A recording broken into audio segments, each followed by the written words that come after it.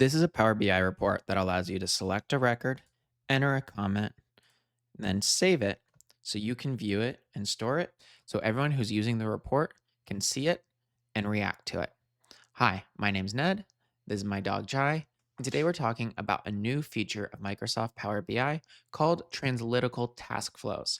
This feature is going to change the way that your organization uses Microsoft Power BI.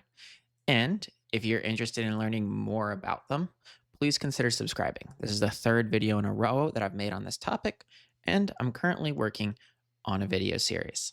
The demo that I just showed you allowed a user to select a record, enter commentary, and then save that record back to the Power BI report.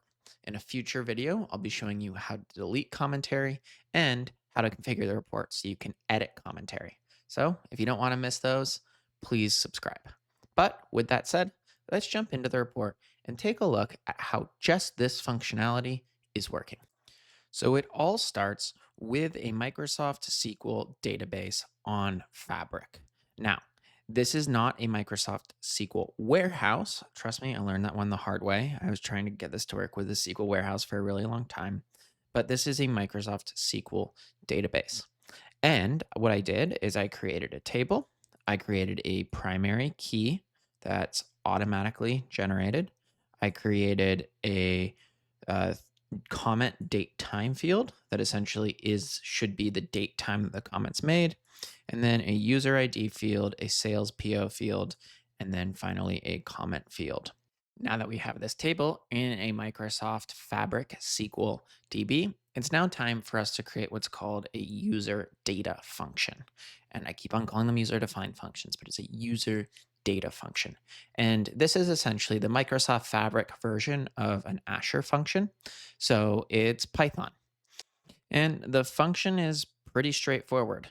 First things first, we had to create a connection to our SQL database, which you can do over here by clicking Manage Connections and then just clicking Add Data Connection. Then I had to define the function. I had to define my inputs.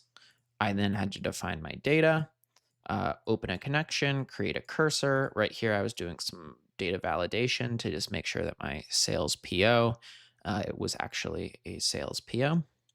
Finally, executing my insert, executing or creating my SQL query, executing the SQL query with the data, committing the query, closing, and then returning successful. Now, I'm not writing all this code on my own. If you create a user data function on Microsoft Fabric and go over to the edit, you can then go over to here to insert sample, and they have all of these great samples. So, this is based off of a sample that I took and then modified. So it's not like I'm some savant who magically understood these UDFs. This is just me following examples, which means we now have our SQL database for us to save our comments into, our user data function to actually write the data. So it's now time for us to build out our Microsoft Power BI report.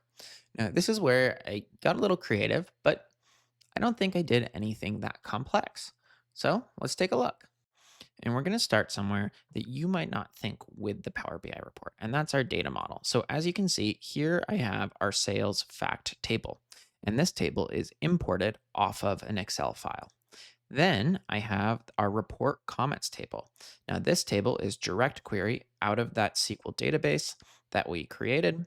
And then I have a many to many relationship. Now I know this isn't like the best in terms of relationships, right? But in this setup, there's many sales POs, and then a sales PO might have multiple comments. So that's how I went with this. Then I created three measures. So I created a date time function that essentially just takes UTC now and converts it to a string so I can pass it to the function. One thing I noticed is that functions tend to like strings. But yeah. Then I created a selected value, which is essentially an if statement that says, hey, if sales PO has one value, then return the selected value, else return an empty string. I noticed that if you pass a blank value, the user data function kind of aired out. So I'm passing in an empty string. And then finally, I selected a user, which I'm just setting to the user principal name. So pretty straightforward data model. Moving on to the report. We have a table of our customer POs. We have a table of all of our comments. We have a one of the new text slicers where someone can enter in text, and then we have a button to actually call the user data function. Now, the user data function has a action on it. We go back over where the action type is data function. Here's the workspace. It's in test function, and then the function's name is add annotation. The comment is actually the value from the comment text box, right? But then everything else, I'm just selecting those measures that I had set up earlier. So it's pretty straightforward. Just like that, it's been a little under 6 minutes, and you now know how to set up a translytical task function. Jai's heading out, and we're at the end of this video. Now, if you want to continue to follow along with this series and kind of work through them with me, I'd love to have you subscribe and give this video a like. Thanks for watching.